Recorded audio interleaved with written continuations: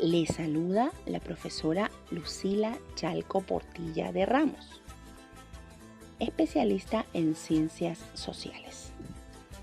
En algún momento leí que un pueblo que no conoce su historia es aquel que está obligado a repetir los errores del pasado.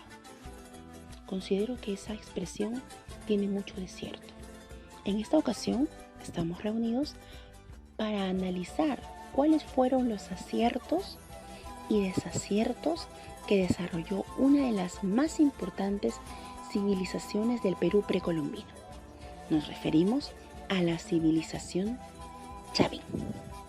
Con ustedes vamos a compartir un poquito de aquella información que va a servirnos para crear nuestros propios aprendizajes.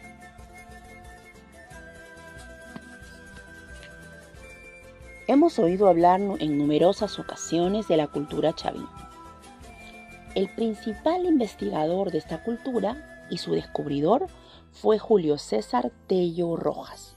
A él se le considera el padre de la arqueología peruana por los diferentes hallazgos que él realizó y que contribuyeron a formar la identidad de la cultura en el Perú. Pero Tello afirmaba que Chavín era la cultura matriz de nuestro país, es decir, que era el inicio de las organizaciones culturales. El tiempo y algunos descubrimientos le quitaron la razón a Tello, porque Chavín no fue la primera. Chavín fue la síntesis de desarrollos culturales anteriores. Podemos citar a Caral, a Chuquitanta, Huaca Prieta, Cerro Paloma, Cupiznique y Sechín. Esta importante civilización se desarrolló entre los años 1200 a.C. y 200 a.C. y de acuerdo al estudioso norteamericano John Rowe, corresponde al llamado Horizonte Temprano. Aunque algunos descubrimientos revelan que el origen chavín es más bien de la selva, observamos que su centro de principal desarrollo se encuentra en el departamento de Ancash, específicamente entre las cordilleras Blanca y Negra, en una zona conocida con el nombre del Callejón de Conchucos. Esta civilización floreció entre los cauces de los ríos Huachexa y Moshna. Su zona de irradiación cultural, es decir, la influencia que ejerció Chavín a lo largo de su desarrollo, se remonta por la costa norte desde Lambayeque y hasta la costa sur del departamento de Ica.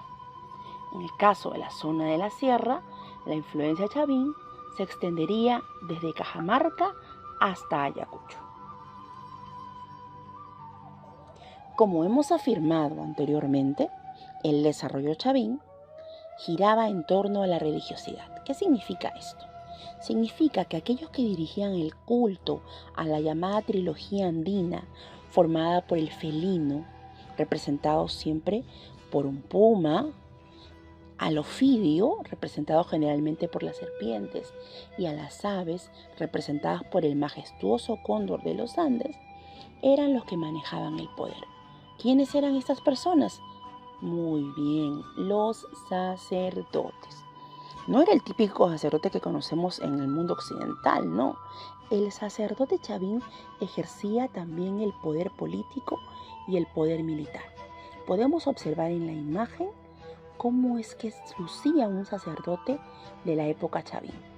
Vamos a darnos cuenta que su rostro está decorado con tatuajes felinos, tiene una especie de colmillos insertos, además de un báculo, un símbolo de poder en sus manos, y también tiene un tocado en el que representa a sus principales dioses.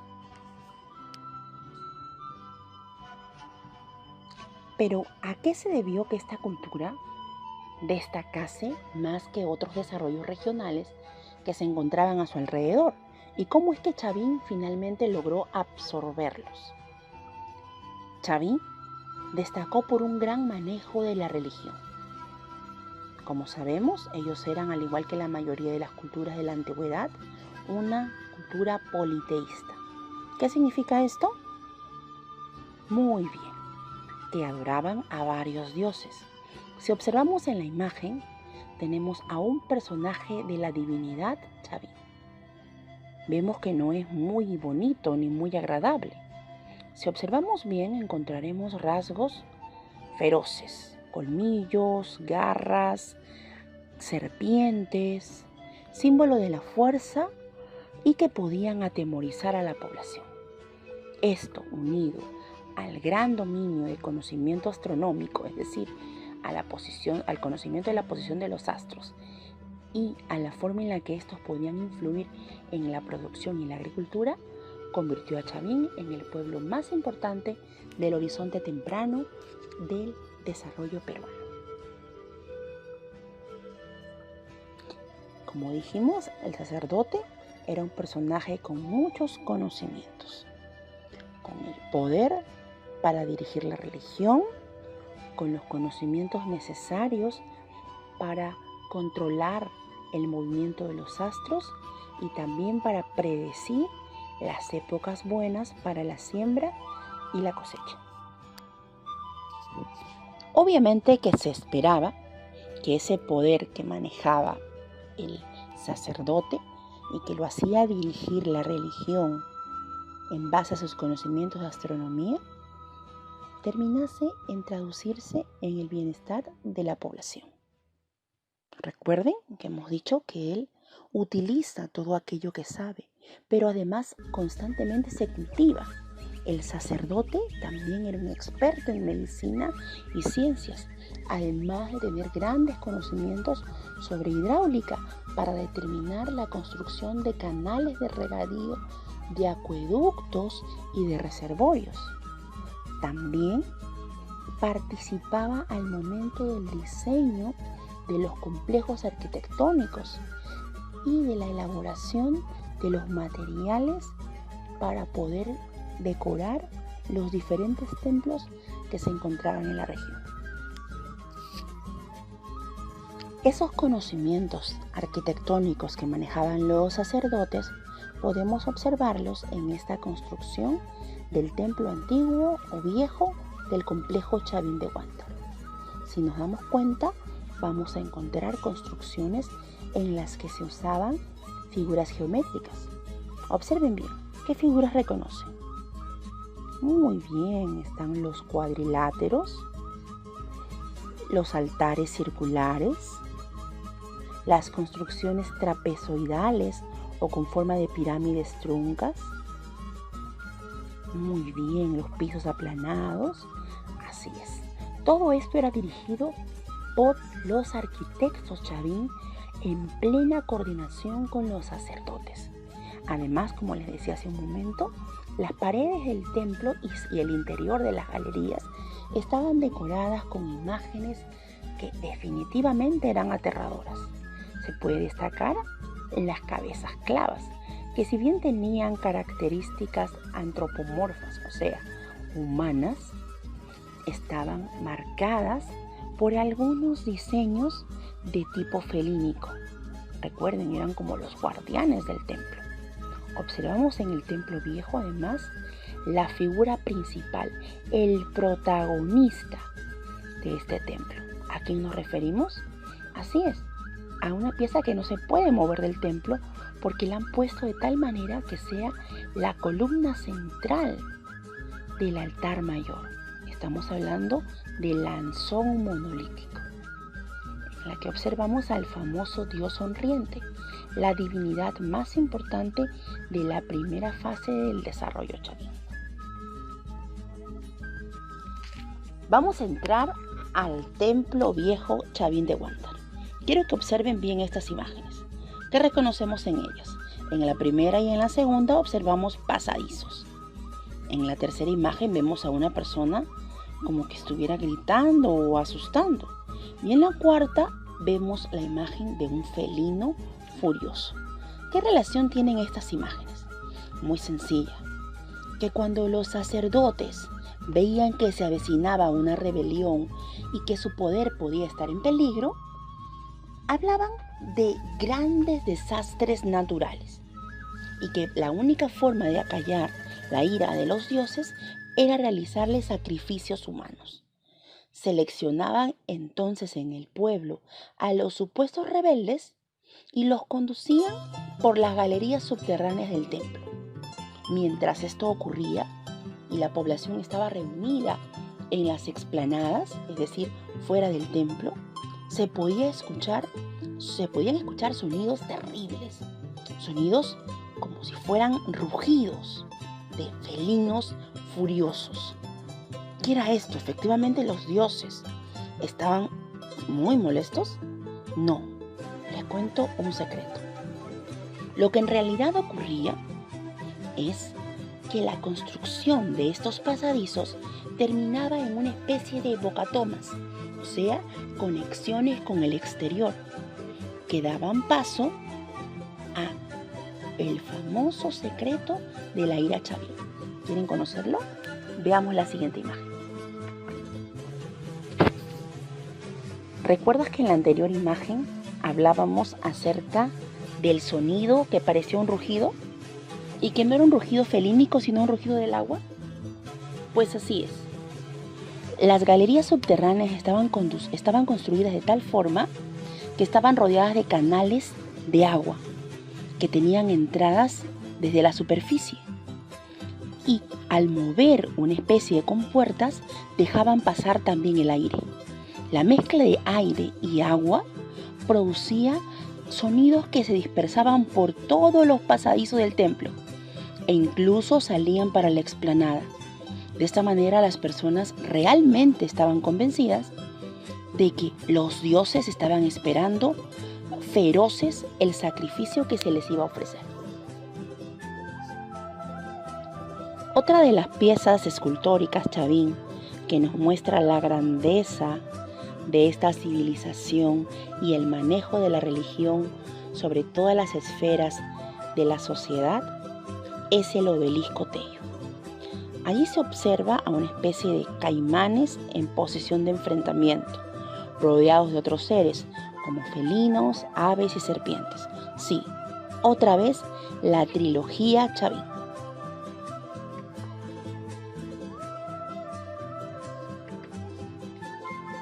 A lo largo de nuestra historia hemos observado las luchas de poder. También en la civilización chavín se produjeron estas luchas. Y aproximadamente en los años 900 a.C. hubo un cambio o bien sucesión de poderes en Chavín, lo cual significó la anexión de una nueva construcción al complejo Chavín de Huanta. Estamos hablando del Templo Nuevo. Esta construcción no solamente era la representación de un nuevo poder en el estado chavín, sino también se reemplazaban los dioses. Por ejemplo, en la galería principal del Templo Nuevo, veíamos que quien ocupaba el lugar de principal divinidad ya no era el Anzón con el dios sonriente, ahora era el dios de los báculos. Este dios representado en la estela de Raimundo. Si observamos, en sus manos se encuentran los símbolos del poder, lo que nos muestra que los sacerdotes esta vez estaban aliados también con el ejército chavín. Si observamos sobre su cabeza, tiene un importante tocado muy alto, donde se muestran serpientes y seres con garras. A propósito de esta pieza escultórica de la estela de Chavín, hay una muy simpática historia al respecto de su hallazgo. ¿Quieres conocerla? En nuestra próxima sesión la conoceremos. Efectivamente, qué capos eran los chavín. Pero no solamente destacaron en arquitectura, también fueron grandes escultores. Recuerden, si no, el dios sonriente del Anzón monolítico o el dios tallado en la estela de Raimundo, el obelisco Tello, entre otras piezas muy importantes. No nos olvidemos de las cabezas clavas, muy bien.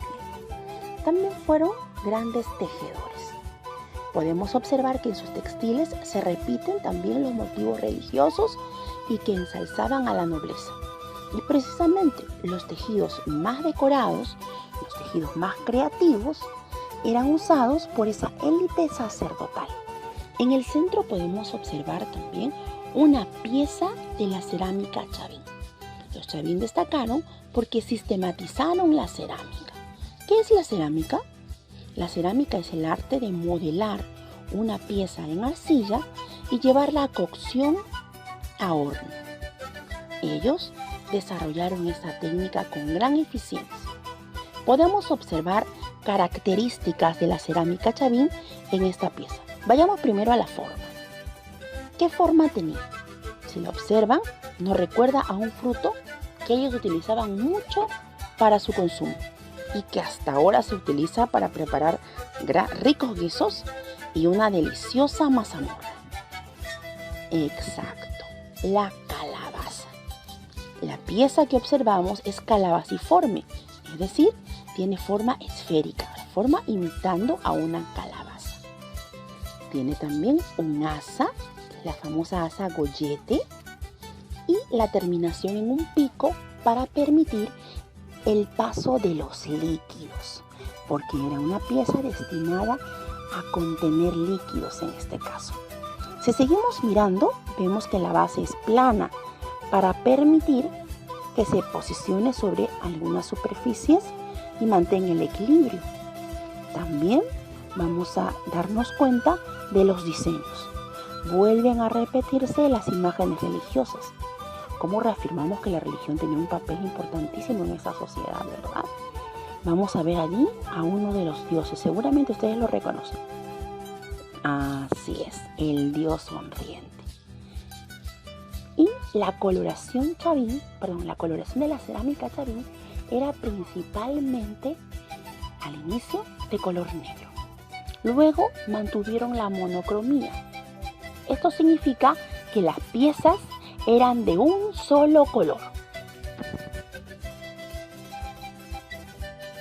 ¿Cuánto hemos aprendido hoy sobre la civilización Chavín?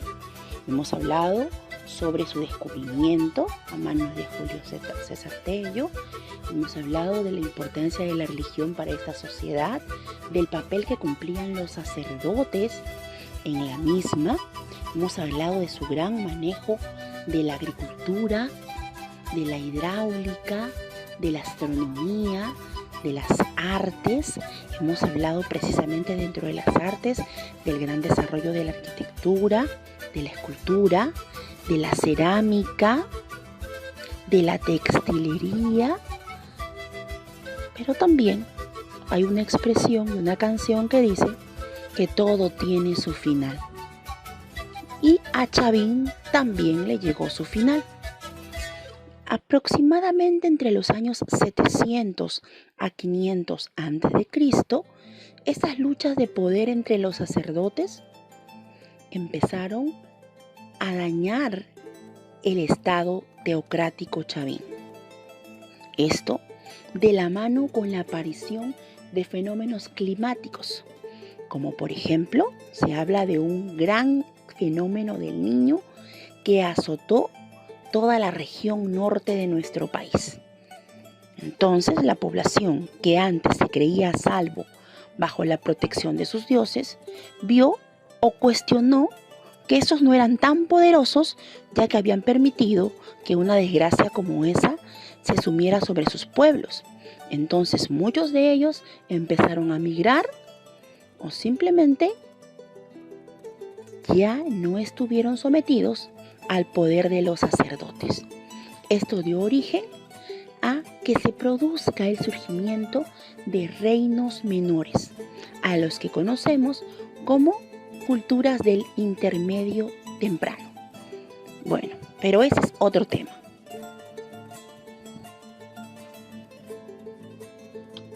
Pero ¿ustedes qué dijeron? Se acabó Chavín y ya no quedó muestra de ello. Mentira. La influencia de Chavín permaneció por muchos siglos. Incluso, hace un momento hablábamos del intermedio temprano. Y allí podemos observar que la mayor parte de estas culturas desarrolladas en este periodo conservan influencia chavinoide. Para muestra un botón, si vemos en el gráfico, estamos observando un Huaco Mochica. ¿Observan algo en común con Chavín? Muy bien, la forma se mantiene. También el asa y la terminación en pico y la base. ¿Se dan cuenta? El aporte chavín permaneció durante siglos. Y si vamos más allá, en el horizonte medio, el reino tiahuanaco también evidencia en una de sus principales construcciones, que conocemos con el nombre de la Portada del Sol, la representación del mismo dios de la estela de Raimondi. El imperio Huari, que fue el primer imperio peruano, también muestra importantes evidencias que Chavín no murió, trascendió en el tiempo.